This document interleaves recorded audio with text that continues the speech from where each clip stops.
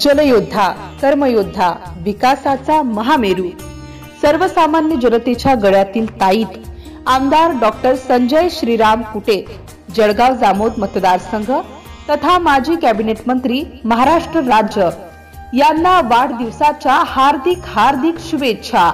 शुभेच्छुक प्रमोद मांगीलाल भन्साली, संचालक PA mall, Nandura road, Jalgaon Jamod.